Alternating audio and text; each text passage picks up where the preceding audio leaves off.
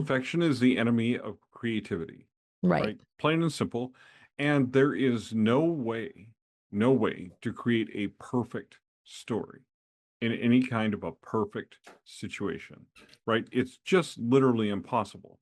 Your story is going to be done and done enough that you can put it out in the world and be comfortable But isn't it selling it to always just people. a subjective? I mean, something could be Well, perfect to somebody, but not perfect it's to somebody else, subjective. right? That's the other thing is it's subjective.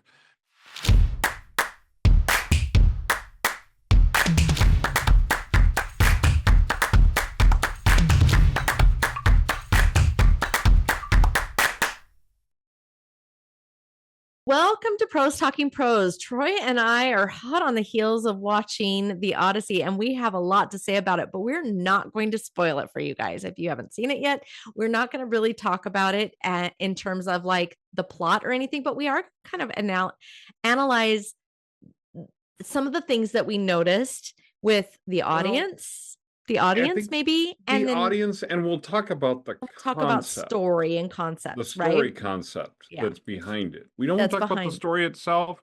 We'll give you guys a couple of weeks and then we'll do a story analysis and it'll be super fun. Yeah, But we don't want to do that yet because because not we want enough to, people have seen it. We want yeah, you to see it. So if we you haven't want you seen to see it, it. by the time you watch this podcast, go watch it in IMAX if possible, especially if you like things really Oh, loud. If you're like me and you're going deaf, I might just go to the regular theater again. I don't know, yeah. but So yeah. Anyway, let me get us started here on this. But yeah, I'm kind of excited about this because we're going to talk about authors and their story interpretation and their audience's interpretation of the story. And we're going to kind of talk a little bit. So we might go here, there, and everywhere today because we might find ourselves in like much like Odysseus in some nether regions of the world, but yeah, we'll we try might to find make it. ourselves lost out to Yeah, sea. but we might hopefully make sense to you guys, and hopefully this is entertaining. So welcome. If you this is your first time following us, if it's not and you haven't already subscribed, please subscribe. It lets the algorithm know that we are your type of weird. But if you're new and you would like to continue to like, follow, and subscribe, comment, let us know we're crazy, whatever you want to do, you're welcome to do that. Tell Troy how great his hair looks. He Oh loves my that. goodness. Yeah, I do. It's my favorite. It's become a trademark. I give up. I surrender. It's just going to be Surrender. artist hair. It's artist hair. I told you it's It's great. artist hair. Yeah. So yesterday Troy and his lovely wife Holly took me and my husband to go see the Odyssey. And you guys have to know this about myself. I don't go out to the movie very often. Like ever. I'm a homebody kind of girl. So if I see a movie I like, I usually go, oh, well, I can't wait till that's out to stream. And then I'm lucky if I actually even get to the point where oh yeah, years later, I'll be like, oh yeah, I remember seeing the trailer for that 10 years ago. We should watch that. I'm kind of that kind of movie goer. Although I really do love movie. We own over 780 DVDs. So you have to know that we are a movie family. But that being said, my kids were very disappointed when they found out I was going to the Odyssey with Troy yesterday because they said, Mom, we bought tickets for you and Dad at the IMAX for like a month ago for Monday.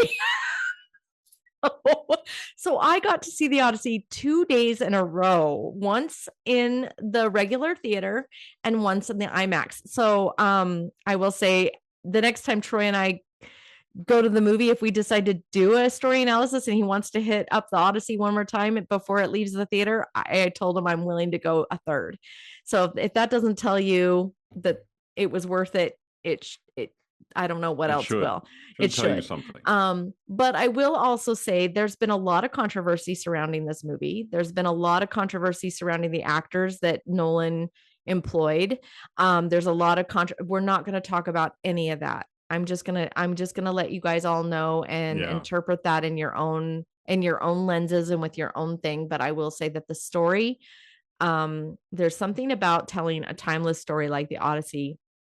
And Tolkien did it when our Peter Jackson did it when he retold Tolkien. Like some stories, they're just worth retelling, and especially in this type of medium, because again, it's a new audience. It reaches new people who probably wouldn't read the Odyssey because it's so difficult to read. It's written in an old language that's been interpreted and misinterpreted many times. And so oftentimes it's not really fun to read for a lot of people. So this is a new medium for Nolan to kind of like tell this story. And on the heels of my experience with this movie and Troy's amazing opinions of Nolan and his masterful telling of stories, we Or lack thereof. or lack thereof. It was kind of fun to think about the way that he told this story. I will tell you, it does not completely follow Homer's version. There are some liberties that Nolan took in the retelling of the story. Some that turned my daughter, who is an absolute fan of this story, against Nolan in some ways, when she's a big fan of Nolan, actually. So it was kind of interesting to hear her and how she interpreted the movie. But that's kind of what threw me into this, wanting to talk about this, is because I left the movie going, wow, that was an experience. I want to do it again.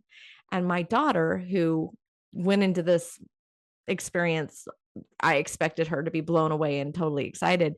She came out of it, no joke, with tears in her eyes. And she says, objectively, it was a 7 out of 10, which was really interesting to me.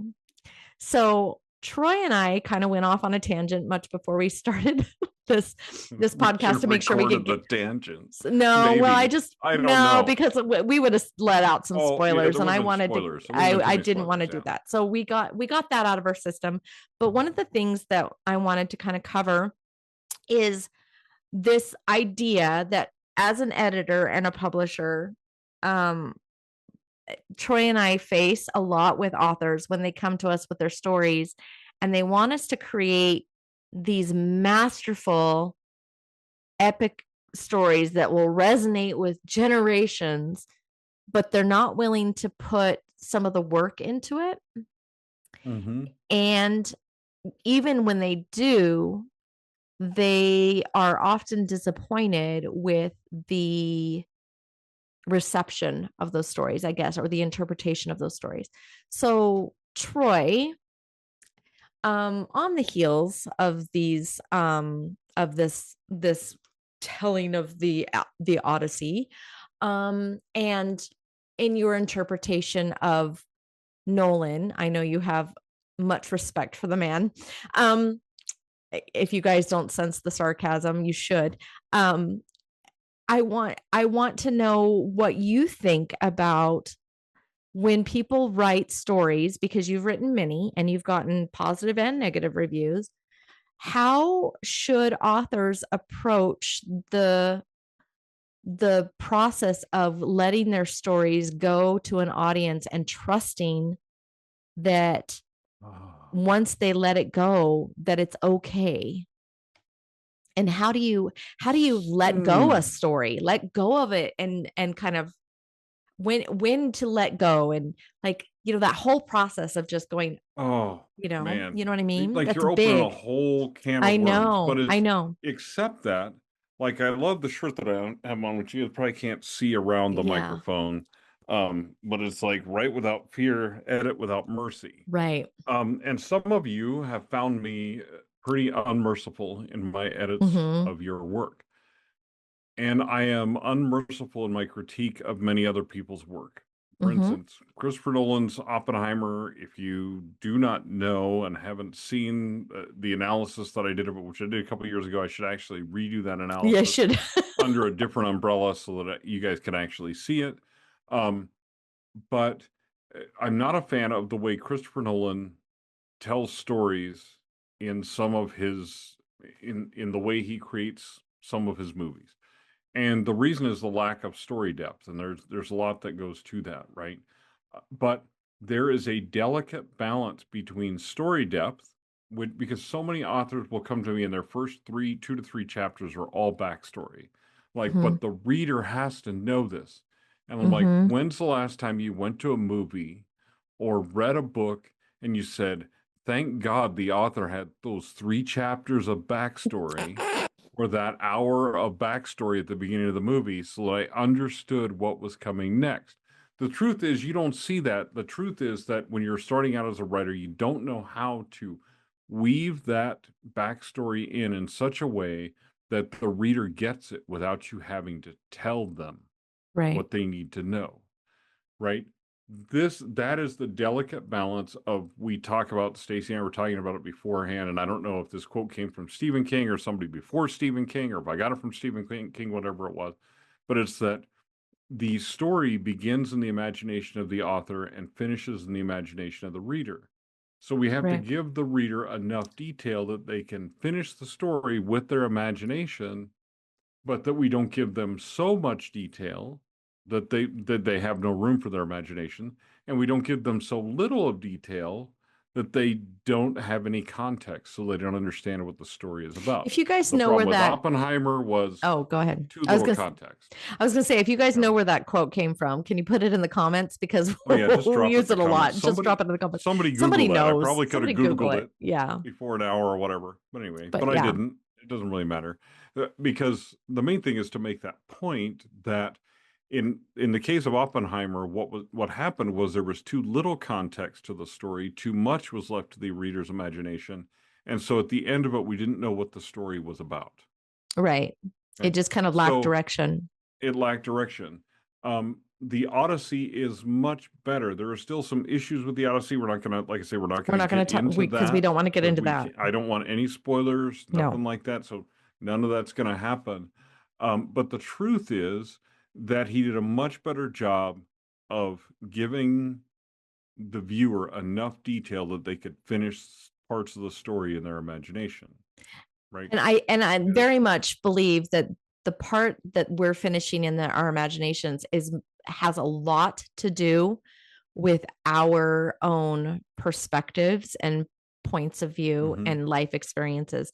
Because, like I said, there's lots of things that my daughter didn't quite like that Nolan left out of this movie that I found artistically gave me a much more fulfilling story. So what's interesting to me is those two different interpretations of his not putting those things in and my daughter missing them, and my interpretation of, oh my gosh, I'm glad he didn't, because what it did is it made me feel like I could fill in my pieces and my experiences in there. So it was kind of a interesting balance. And that is a balance. That is a really interesting tightrope that we walk. It brings us to the fact that your book is not for everyone. Right. And we've talked about this before, but I mean, this bears mentioning here again, is there are people, for instance, The Dark Knight, Christopher Nolan's Batman interpretation, right? I don't like it. Some people, it's their favorite Batman, right? Okay. I like it. Well, that's fine. Michael Keaton's still my favorite, though. It's fine to like different things about things, right? It's fine for people to like different things. And I often talk about one of my favorite books of all time is A Prayer for Own Meaning. Well, why? Because there's some religious undertones to that book that very much mirror my own experience, and when I read that book, were extremely eye-opening to me in that area of my life, because I was already on a kind of a journey and a search to figure out who I really was and what I really believed. And that opened a window into another character that allowed me to live through that and go, oh, I'm not by myself in this particular area of my life, right? Some of you would read A Prayer for Own Meaning, you'd be like, either this is trash, or this book is just not even that entertaining to me at all, and I don't understand the point of it until the end. And not very many people read John Irving and come to that conclusion, but I'm sure that there are some people who do. Stacey and I were talking about it yesterday, how I really enjoyed reading Homer and the Odyssey and the Iliad, right? I read them pretty young and reread them again later. I didn't read them until about 10 years ago, and it was like I had to read it for a class, right? And at the time, I'd come off the heels. either it was right before I read Voltaire or right after. And I remember feeling like I was trying to jump from one author voice to another. And it really, and those are very difficult author voices, just so we're clear. But to try to jump in from one to the other, it felt jarring to me. And so I don't think I appreciated Homer as much. I mean, I got the gist of it, but I don't think now I want to go back and reread it because I think, and maybe a different translation of it, but I feel like it would probably be a much different experience for me now, especially after years of editing books and doing story analysis and things like that. But it's kind of interesting to me how those points of view and those. Okay, so this is kind of interesting. This is a weird thought, but it's something, and I don't mean to go religious because I know Troy is not deeply religious. I am deeply spiritual, not I used to be very I'm much more spiritual than I am religious, but I do have a lot of religious background. Yeah, I used to be deeply religious. Now I'm more deeply spiritual, and I lean more into a different perspective of that. But you guys should know that about me. One thing about the Bible that I find interesting, and this is true for almost every book that I've reread, but the Bible is most symbolic of this, is every time I picked it up and every time I looked for some kind of meaning or some kind of insight, for whatever I was going through or what I was doing or whatever I was studying or not studying or whatever, those interpretations or those feelings and those, for lack of a better term, promptings or, insights that came to me at that time, they hit me differently in different points in my life, right? The same story can be changed in my mind differently every time I came to it. And a funny version of this is my husband and I used to race home from school in high school, get off the bus and run to his house so that we could make it home in time to watch Animaniacs. Animaniacs was one of the funniest damn cartoons in the entire world. I love that cartoon. That cartoon, man, it's all kinds of sacrilegious and irreverent and obscene. As an adult, you can really appreciate it. But in high school, we thought it was kind of funny, Yeah. But this year we bought it again because my husband and I wanted to not just relive it, but sorry about my dogs. We wanted to see it in a different lens, and watching it with an adult lens now, it's even funnier. So my point is that I've watched the Odyssey twice now in a row. Yesterday I saw it for the first time, and it hits the senses. Like, it's just like, whew, and you just kind of like, you're trying to just take it all in. And then today I was able to sit back and actually really focus in on things that I missed and kind of like, what did I miss? Like, what is this really saying? And so I picked up on some things on the second time. I'm sure on the third time it'll be even better, right? But my point is that every time we come to a story, we're a different person. We're changed in some way. And so our minds change and our perspectives change. And so as a writer, when you're writing something, the same thing happens. And I've told writers this too, when they've written something and then they're going, oh my gosh, I'm a better writer at the end than I was at the beginning. I want to go back to the beginning. I'm like, well, you can't. You're a different writer. If you do that, you're going to have to rewrite the whole damn thing. This is my argument for quick drafting. Yes. And I explained this to a group I was talking to this morning. I'll explain it here real quickly. And the basic thing is that if you don't draft quickly, let's say it takes you 5 years to write a book. The problem is your literal heart has changed in 5 years. If your heart is the same as it was 5 years ago, please let me know how you remain so stagnant, because I cannot do that. I can't change. I change and grow rapidly. from month to So month. Yeah. for me, and as a writer, I become better Mm-hmm. as I go, right? So you can't go back and rewrite all your original books again because that's all you would do with your entire life if that's what you do. So just don't do that. And I don't mean don't go back and re-edit something and re-release it with a new cover. It's not what I'm talking about. I'm talking about going back and rewriting the whole damn story, Mm-hmm. right? Because you're a Don't do it. different person. Not worth it. You're a different person. You're a It different becomes a person. different story and a different series and a different thing, Mm-hmm. right? So don't do it.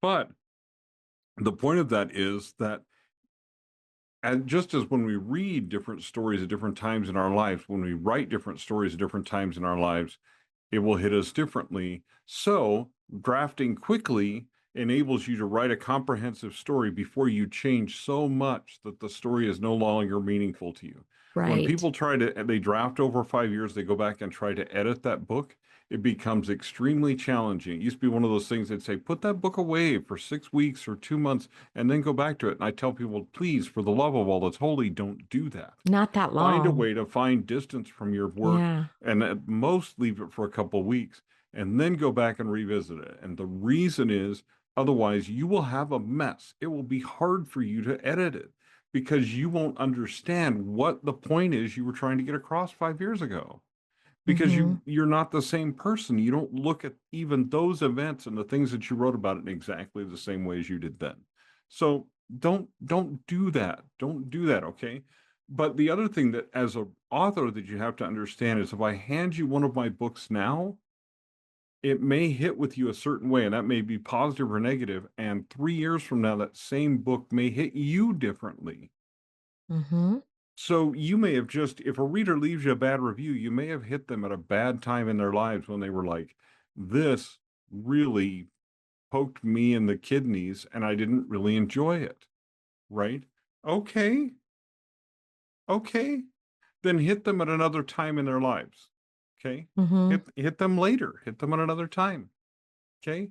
Because and if they don't ever come back to you, okay, then they That's weren't really your okay. reader in the first place. It's Right. okay. Not everyone has to like you at every point in your life. And It just is not, that's not true. there's a really good, I mean, my daughter's the same way. Like she's watched things as a young girl. Okay, so you should know something about my daughter. She's not a reader as much. I mean, she reads, don't get me wrong, but Hmm. she is in film. Like she went Hmm. to school to be in film. She's in film, and this is her life, is film. And so she really looks at a huge, like, she looks at film the way I look at story. When I look at books, Right. I look at copyright pages, I look at title pages, I look at all kinds of things. She looks at film the same way. She looks at credits and she looks at like she just, Hmm. so she's like the whole experience, right? So, but anyway, the reason I bring this up is because one time I was told her to watch a movie and she was like, I don't like that movie.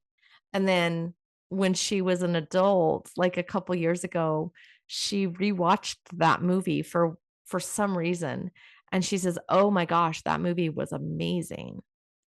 And Hmm. it was because at the time that I had introduced it to her, it wasn't her movie.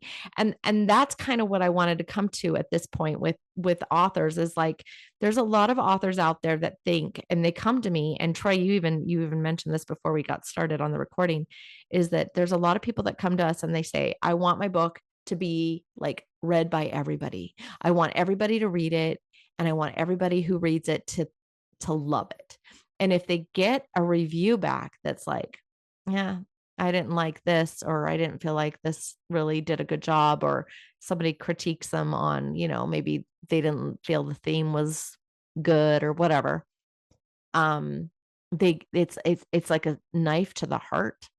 And Hmm. they almost, like, I've had some authors go, well, I must not be a good author. And Hmm. that's not the message that you should get from those kinds of reviews, especially when you Well, did everything you could to make the story good. um the there's two other aspects of this that I want to explore real quick. And one of them is when you bring us as editors your rough manuscript and you tell us you want it to be great, and then you cringe deeply at the feedback that we give you. Yeah, And there's I that. will tell you that no great story has ever come to an editor and the editor immediately started singing an aria and said, "This is the greatest thing that I've ever read," Well, and that's the thing. without criticism. There is somebody that recently left a comment on one of our podcasts recently that I just saw that said that they got an editor that said this was the best thing that they'd ever read in their entire life. And I wanted to respond, and I wanted to respond in a positive way, but at the same time I wanted to respond and be like, "Oh, be careful." Yes, because I mean, honestly, here's the thing. Okay, and I'll talk about some other things at the same time. Is Okay. like I want an editor to be adversarial because when I go to Yeah. them, I don't want them to tell me how great my book is and the wonderful parts of it. I want them to tell me how I can improve. And I can tell you from experience of editing authors from bestsellers all the way down to first timers is that everybody has something they can improve on in their draft and everybody has something to learn. And if you get to the point where your drafts are perfect and you have nothing to learn, please let the rest of us in the rest of the real world know how you arrived there, because that doesn't happen.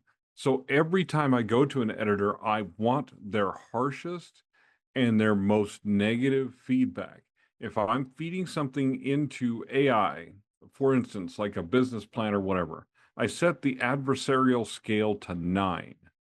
I want it to pick it apart in every little mistake, every little thing that I didn't think of. Why? Same thing when I go to a business coach. I want them to pick my business apart and find every single thing that's wrong with it. Why? Because I don't learn from them patting me on the back. I learn how to fix it from finding out what's wrong. And that's what an editor's job is to point out what's wrong. So if your editor points out a whole lot of things that are wrong with your story and wrong with your book, what that means is you have a lot of work to do to make it great. It doesn't Mhm. mean we're telling you to quit. It doesn't mean we're telling you to give up on that story. It doesn't mean any of that. What it means is let's get to work. If an editor just pats you on the head and said, "This is great," well, then you got the wrong editor. Yeah. Stephen And King needs an editor. John Grisham yeah. needs an editor. Who was it that you brought to that conference that one year that did he did a workshop with us, and oh, I hate to bring up his name because I know one of our good friends slash authors doesn't like him very well. Do you know who I'm talking about? He came and he did a workshop. Oh, he's a bestseller. He writes Oh, mystery. Degoni, Robert Degoni. Robert Degoni. Yes. Yeah. Yes. So one of the things that Robert Degoni said in his workshop that I thought was very good, and that was that he expects his editor to pick him apart. And Mm-hmm. and he longs for it. Initially, he used to get really, like nervous about it, but he Been out of says that shape, yeah, nervous. but Yeah. now he longs for it because he knows that in that process of revision and rewriting and editing, that he is going to carve out a masterpiece. And I talk Yeah. about this quite a bit. I don't have my Cole with me, but I talk about this a lot, and I talk about and I have these visuals, and so those of you who are on YouTube, you can see this.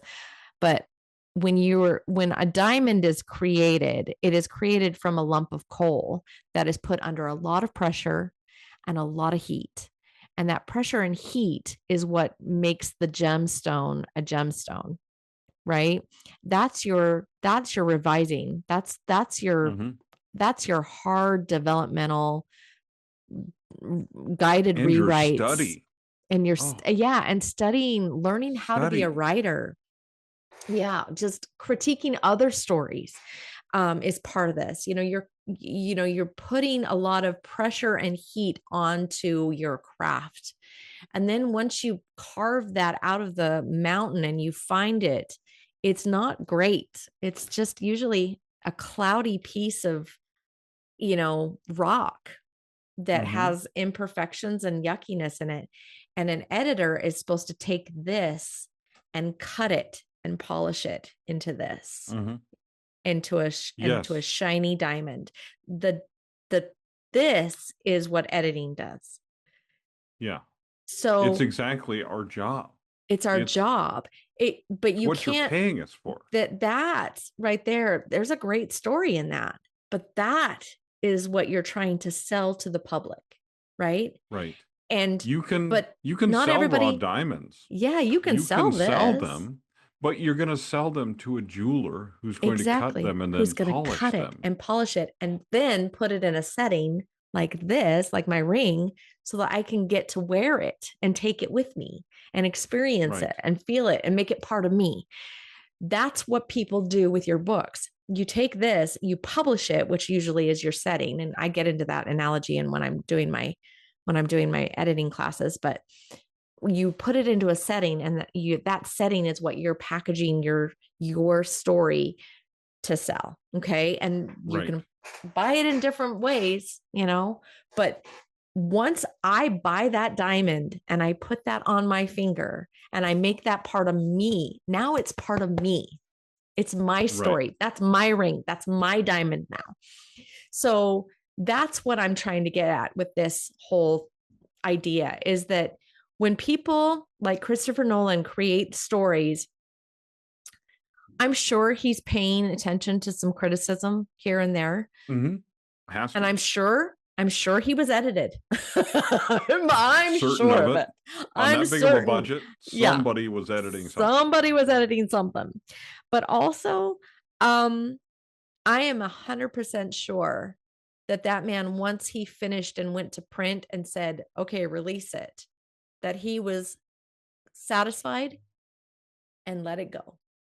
Mm-hmm. Because that's what you have to kind of do with a story. There's a couple things with this analogy that I want to point out really quick that are Okay, go. super interesting. Yeah. Okay, first of all, when we go to this analogy, first of all, I love the fact that you said it was done. Okay, it wasn't perfect.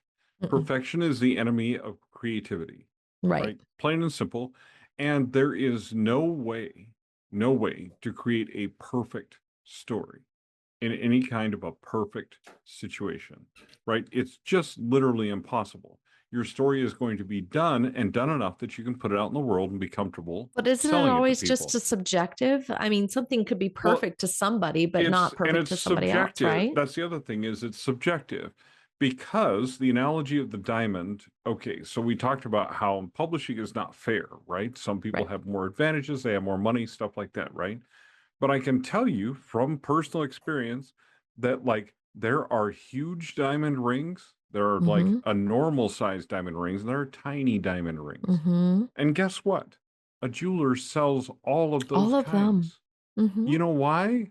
Because like I love my wife Holly. She's great. She's amazing. If I bought her a giant gaudy diamond, she would be ticked off. She would not wear it. She is a rough and tumble country girl, corrections officer type thing. Something like that is just going to snag on things and get in her way. She's not going to be Mm-hmm. happy. She would be grateful that I spent so much money on something to honor her, but she would probably ask me to take it back because that's not what she wants, You right? want to hear something Not every, interesting? people want something that is not only beautiful, but it fits them Fits and them. who they are. But also, just a little bit back on this, we're different people as we age. My diamond ring that my husband bought me when we first got married, it stuck off the setting, and Yeah, it was just this, and you know, it snagged on a lot of stuff, and I love it. I still have it. We've been married 30 years. That's my wedding ring now. Like, why? It's simple. It doesn't, like, it's not yeah, gaudy. It's, you know what I mean? I've changed. So my diamond that I love is different than what I loved when we got married initially. So that's another part of that analogy, is that we change as time goes on too. So again, it's not that your diamond is any less or more because it's bigger, smaller, fits this market, doesn't fit that market. Or it's not perfect, or it is perfect. You know what I mean? All those things. Well, it's just what it is. And I think a lot of people, and this is one of the kind of the thing that I kind of love about my daughter about stories, is that she has very strong opinions about stories. But I don't know anybody like that. It's oh my gosh. Thing. Yeah. Like my good friend Troy here. Very strong opinions about stories. And we even kind of got into it a little bit about, about Lethal Weapon, because I interpret the theme of that movie a little differently than he did. But the thing is neither one of us are wrong. Yeah, right. Exactly. And it's because this is the beauty about art. And I had somebody ask me the other day, what do you do? How do you edit poetry? Do you edit poetry? And I said to him, you don't edit Monet. You don't go into Monet's art studio and say, you know what? I don't like that lily pad over there. You should have taken that out. Take that out of that pond. That shouldn't be there. Like, who the hell would do that? You don't do it. You don't edit poetry. You don't edit Monet. You don't edit art, but you can polish it. You can make it more presentable. And what the thing about Monet and poetry and songs and this kind of thing, this medium, the art of storytelling, is that you are appealing to an audience that expects some type of product that fills that niche, right? That itch that they have. This is a medium. Storytelling is a medium, and there is structure to that medium. So you wouldn't find Monet painting his, lily pond, whatever that is, that piece. You wouldn't find him painting that on a toilet seat. Do you know what I mean? Like, right. Well, and also that's the thing. Like there's painters a thing. get better, and there are many times when painters will paint something on a canvas and they'll actually cover it with something else because they discover they don't like that. Often. But to bring this back to the writing thing and the perfection thing too, I want to bring up one of my favorite stories to bring up. Okay. And it's called 50 Shades of Grey. Oh, I know you love this. But here is the thing, okay? 50 Shades of Grey and Twilight. 50 Shades of Grey is Twilight fan fiction dressed up, right? We know this, right? Right. But that was one of the reasons the 50 Shades of Grey was so successful. Because here's the thing. So there are things that I pay attention to related to story that are different than people would expect me to pay attention to. For instance, I love songwriters that tell stories. I'm a big Taylor Swift fan. Now, I don't care whether you like her and her politics or her songs or her music or anything or not. She is the #1 billionaire storyteller in the world. If you're a storyteller and you're not paying attention to what the #1 paid storyteller in the world is doing, I think you're probably missing out on some things. That's what I thought about J.K. Rowling. Yeah, like her or not, like her politics, but she writes she tells a good story. There's something in her stories, and I can tell you exactly what it is in Taylor Swift's songs and in her stories, because she tells a story with many of her songs. Not all of them, but many of them. And every one of them has a theme and a character and something that you want to follow, something you desire. It's what, Story Genius and Lisa Cron called the third rail. You can call it theme. You can call it whatever you want to call it, right? All the different things, right? But so I have to look at things like 50 Shades of Grey and go, because this is what I hear over and over about that, is I hear people say, it was horribly written, but I couldn't put it down. Yeah, that's the way I felt about Dude, what Twilight. happened? Dude, what happened? Why couldn't they put it down? Right. Right? Well, because she had that emotional thing about control and that theme of control that appeals to a large market of people. So I can either walk around and talk about 50 Shades of Grey and say 150 million readers are all stupid. Which would be Or absolutely asinine to say. it would be, which would be absolutely asinine to say, or I can say what kept 150 million readers reading and caused Mhm. them to tell their friends about this book so it went absolutely viral. Exactly. So instead of looking at it like, oh, it was poor writing and this mediocre story got a movie made and made millions and millions of dollars and all this other stuff, right? E.L. James would not tell you that that was her greatest writing. Mhm. Because it doesn't matter.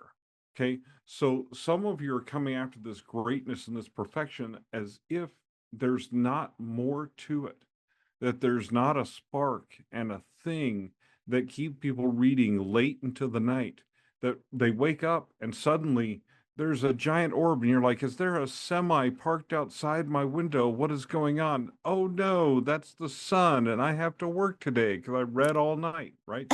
Whatever happened to make you do that is what we need to be studying and understanding as authors, right? Mhm. Regardless of what you think of what you think when you go see the Odyssey or whatever, the truth is millions of people are going to see it and they're spending 3.5 hours by the time you get done with trailers of your life in a theater because I of timed it this today. story. 40 minutes of trailers. 40 minutes of trailers. 40 That's because you were minutes. in IMAX. Usually it's about 30 some, but you were in IMAX, so they got to get some extra in to pay the bill. Damn, it was so long. But I Anyway. mean, the point is that there is something. There is a spark in story that goes beyond writing, that goes beyond having all of your story structure correct, which by the way, Homer did not have story structure. I mentioned No. this when Stacey and I were talking before, but he didn't sit down and go, I'm going to follow Save the Cat writes an epic poem. There wasn't that poem. That book had not been written By yet, the way, okay? should we reach out to what's her bucket and then have her Jessica write that one? Brody and Jessica, yeah, and have her have her write that. write that one. Let's have her write I'm that thinking one. of writing an epic poem. Could you Could you do Save save the the Cat? cat that? Writes. But anyway, but I mean that wasn't there, right? We're looking at stories that are finished in the past that we recognize how great they are, and we're looking at that story structure from in hindsight, which is why we We're use story Monday. structure as a diagnostic Is it tool, Monday night not as a quarterbacking? building tool. Is it what? Is it called Monday night quarterbacking? Monday morning Monday, quarterbacking. Monday. Yeah. The Yeah. We're games are doing on that. Sunday. I know you're unfamiliar with the whole sports thing. They don't I'm a let me soccer watch fan. football. I I'm a know. soccer fan, so Go they England. play every day of the week. So it's whatever So, next but day I will say quarterbacking this. is. I will say this though. I'm not allowed to watch. I'm not allowed to watch because I get violent. So just You would fit okay. right in with Premier League soccer fans. They're all violent Probably. and insane. Um, Probably. and because I'm one of them, so I I know know. exactly what that's like. We were Yeah. talking earlier, and we were talking about a certain player, and I just dropped. We would have to censor it in the YouTube channel. Okay, but but anyway, okay. But I mean, the point is that those stories all have something, right? They Right. have something that makes you watch over and over again. Why did my kids want to watch Shrek 60 times, Oh my right? gosh. Right. Or why does my granddaughter now want to watch Frozen 50 times, right? Right. There's Mm-hmm. something in there that inspires her and that draws her through watching the entire And thing over and over. that's it. Okay, so and this is the kind of like this is kind of where I wanted to go with this is because it sings to her. There is a line, and I'm not going to be, this isn't a spoiler alert, so I'm just letting you know, but there's a line that when it was said in this movie with Christopher Nolan's version of the Odyssey, there was a line. And as soon as it was said, I think I hit you. I was like, Probably. that's the Yeah. line. That was the whole, that rang with me. And Mhm. it hit me again today. And when we do the analysis of this movie, this is the truth. That's one of the things that we're going to focus on is the theme and how that theme was stated at the beginning of the story, and it was stated again at the end. Yeah. Now, and look, great stories do this, and you can do it too. And there are times, okay, so there was a recent thing that Stacy and I edited with this gal that was like, oh God, It it just was just rang. one of my favorite things. Sang It was one of my favorite stories to just edit because, first of all, this gal was incredibly responsive and to motivated. editorial feedback and extremely motivated. Mm-hmm. But in our one of our first plotting sessions where we talked about how to get this book into the shape it needed to be, we came up with the last line. And so many things that we dropped throughout the book hinted Mm-hmm. that that would be the last line of the book. When Stacy was copy editing and got to the last line of the book, Now, mind you, I had read this book like 2 times before, and it needed a rewrite. So when they rewrote it, they changed it. And so I was reading something where much of it was familiar, but they had revised. So yeah, so that's why they got away with this, is because and they didn't tell me. the story was the same essentially, Mm-hmm. but there were some key elements that had changed, Mm-hmm. and all those elements had changed to set up one single line. Mm-hmm. And that we had re-explored the theme of the book, we re-explored the premise and the way the characters were reacting and the things that they were doing. And the result was that Stacy, who had read this several times, who knew the story at the end, went, oh my God, Yeah, when she read that line. it was Now, so good. because it was inevitable, that line had to be the last line. It was Mm-hmm. inevitable, but it was an absolute surprise. Okay, so, but all that being said is what we did when we recrafted that book, we went through and we gave it that rail for things to hang on to through the whole book, that theme. Mm-hmm. The thing that it was missing was not great characters, was not a great setting. It had those things. It wasn't that it didn't have a story, it's that the story wasn't polished. It wasn't that polished diamond.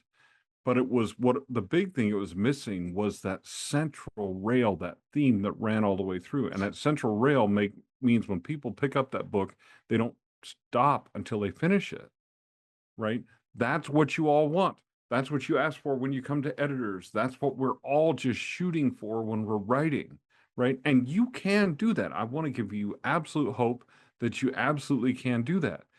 You can't do it with every book, right? Otherwise, every novel would be a great novel and there'd be no competition. Everything would just be selling like crazy all over the place, right? And that just doesn't happen, right?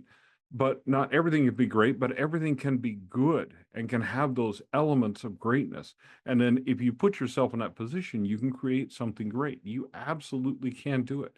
But I am going to tell you right now that it will be a lot of work and a Yeah. lot of education and a lot of Mm-hmm. sweat and a lot of toil to get your book to that point. It will. It's It going just to is, be it hard because this is happens. a hard business, but it can absolutely work. It Even the worked for best E.L. authors, James. yeah, It worked for even the Stephanie best Meyer. authors are going through this process of cutting and Hmm. polishing and And making shaping. these diamonds. It it there's a lot that gets left off when you cut away a diamond. There's a lot of dust that is Hmm. taken away. This is not painless. This is painful.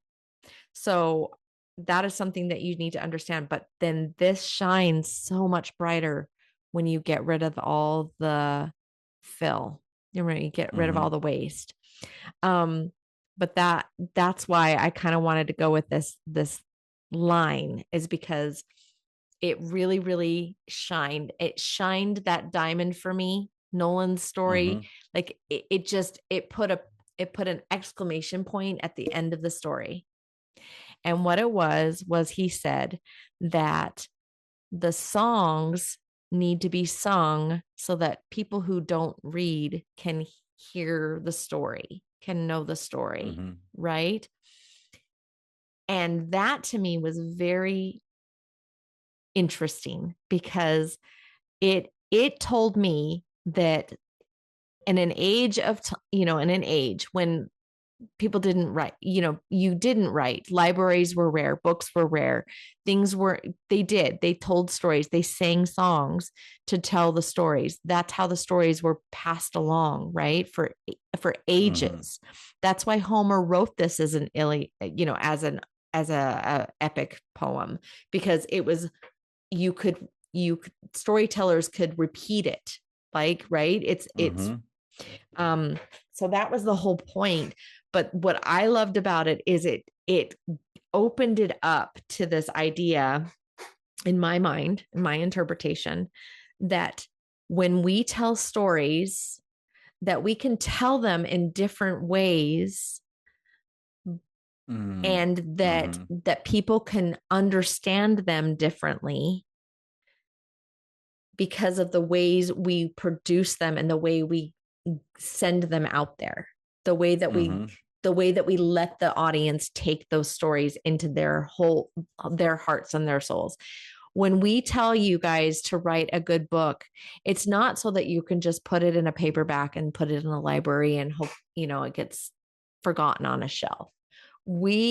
Me particularly, I'm always telling my authors, you send that IP out there in many different settings. You're going Mm-hmm. to do it as an audiobook. You're going to do it as an ebook. You're going to do it as a paperback. You're going to do it as a hardcover. You're going to do it in a special edition. You're going to do it in a box set. You're going to sell it as a,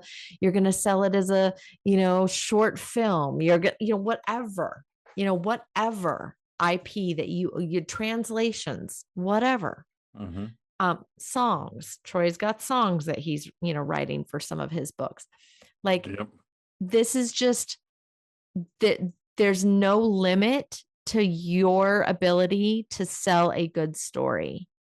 But what you have to understand and know, that the way that that story is polished and created and then sent out, you have to be okay with somebody buying that and making it their own in Mm-hmm. their hearts and minds.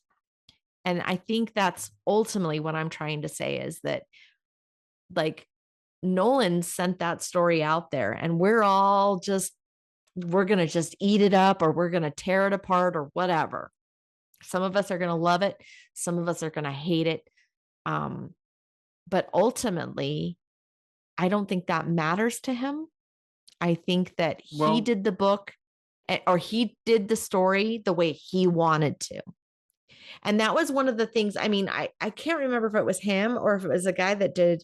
Is it a different guy that does the Avatar movies?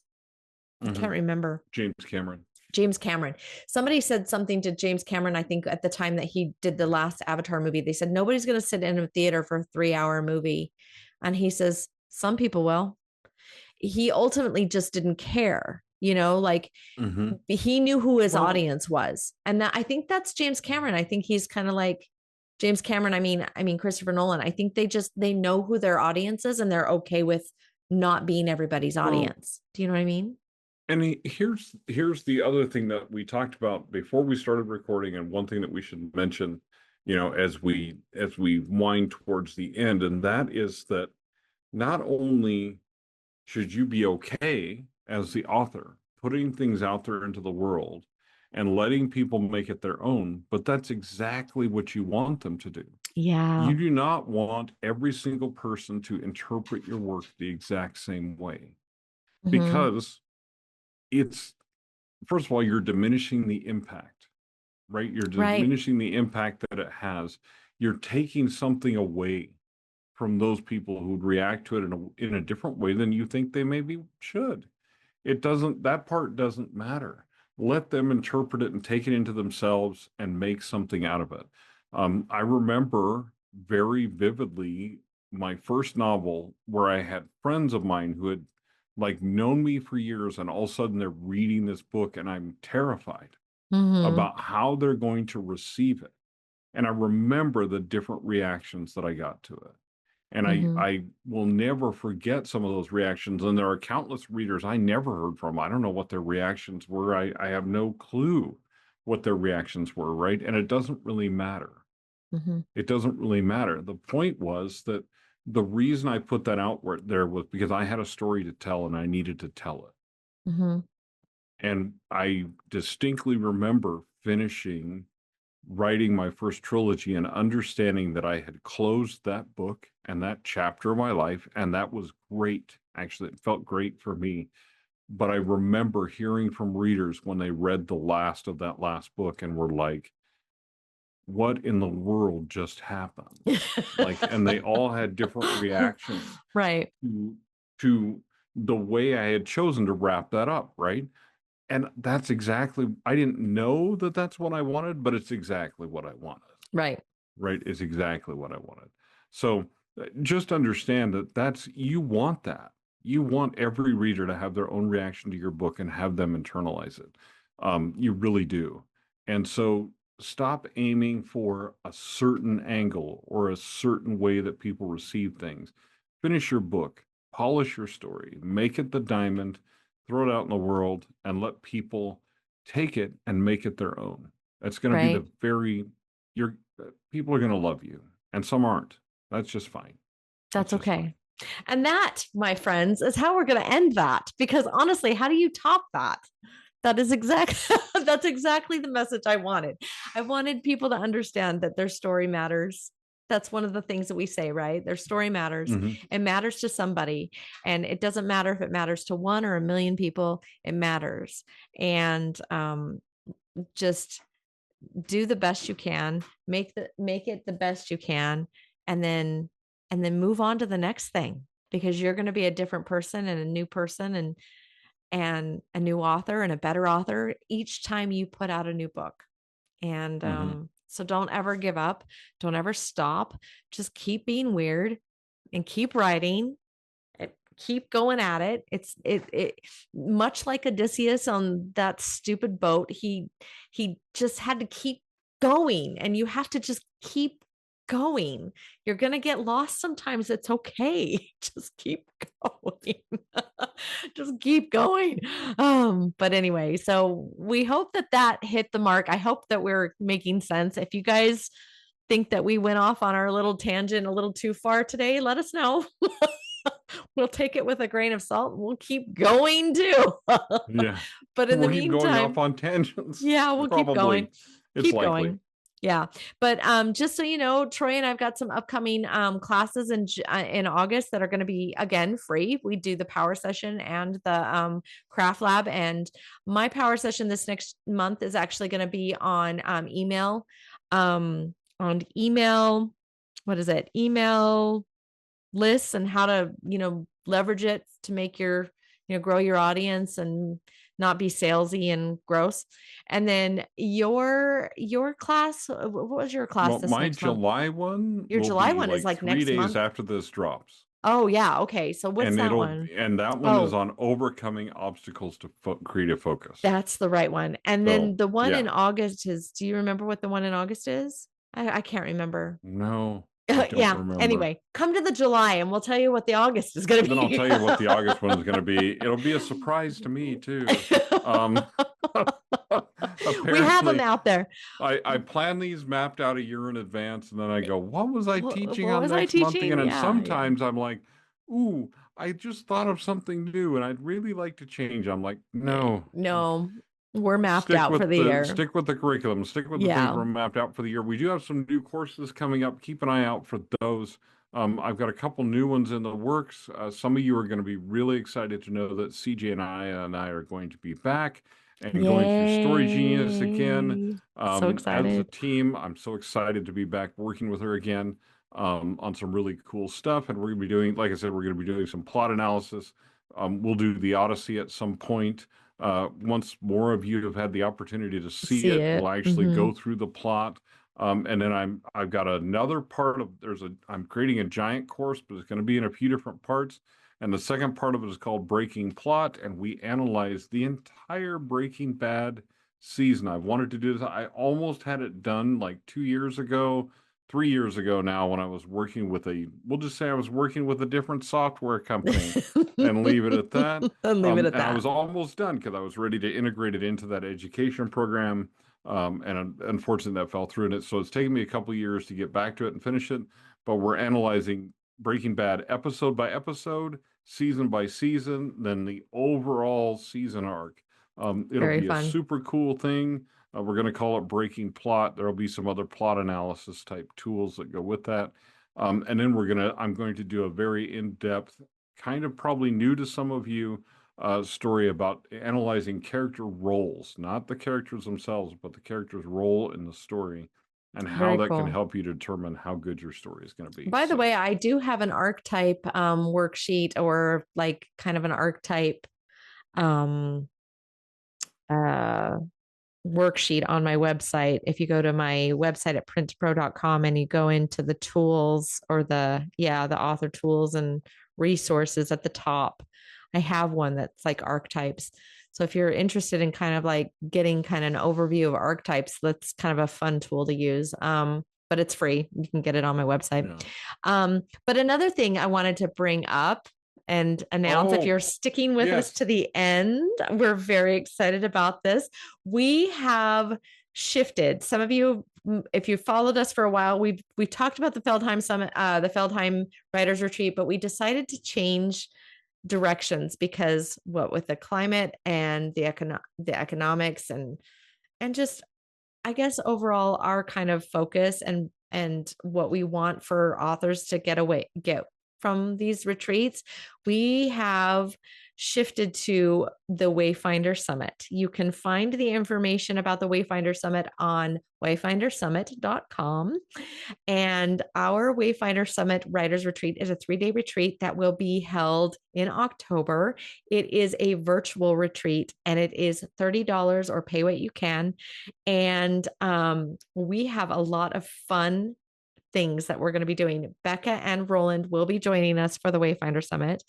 And it is not just going to be a bunch of people speaking at you. It is a writer's retreat that is focused on helping you accomplish and finish a project. So Yes. we The are going idea to be is to, working. even though this is a virtual working retreat, so even though we're not going to a particular place for this retreat, we want to treat it like you normally would treat a writer's retreat, which means you get away from your ordinary life and Mhm. isolate yourself in the online environment of this summit. We're going to have some physical things that we're going to send you as well. It's going to be Mhm. super fun. And then basically you work to get things done. So we're going to have times when we want you, literally, we're going to tell Just you in a working. virtual summit, we're going to tell you to get offline and go take a break. Yep. This is the opposite of what many virtual summits will do for you. Yep. In case you haven't noticed, we're not normal. We're a little Okay. different. We're weird. We're a little out there, but this is going to be a way for you to concentrate, connect with other writers, concentrate and get work done And get some work and do done. it virtually, and have some support while you're doing it. There'll be And editors available for one-on-one consultations. mhm. There'll be times when you can meet with us. We'll have some inspirational messages on a daily basis, all of that kind of stuff. This is a way for you to make some major progress in a short period of time on your work. Yeah. So Yeah. And please if you join us want the for that. details, we have that over, like I said, on our website, wayfindersummit.com. And you can find us kind of like an idea or overview of Yeah. each day. We do have a schedule. I wasn't gonna when you sign up for it, we'll be sending that plot, that plot by plot, day by day, hour by hour, kind of like, you know, Yeah. schedule, for lack of a better term, but you'll have the agenda, you'll know what we're doing.